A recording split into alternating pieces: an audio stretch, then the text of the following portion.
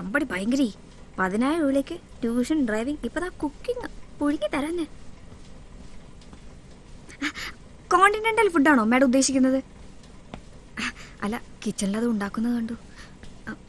കിച്ചണിലെ കളി കണ്ടു പഠിക്കണ്ട. അത് കോണ്ടിനെന്റലും അല്ല നാടനും അല്ല, വെറും ജങ്ക്.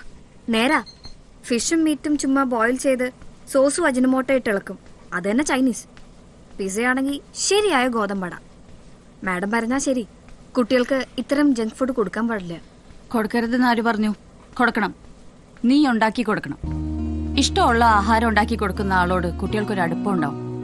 അവനെ മാനേജ് ചെയ്യാൻ ആ അടുപ്പം ഇപ്പൊ ആവശ്യമാണ്. പണ്ട് ഞാൻ ഇതൊന്നും കൊടുക്കില്ലായിരുന്നു. വയറ് കേടാവും. It may affect the brain.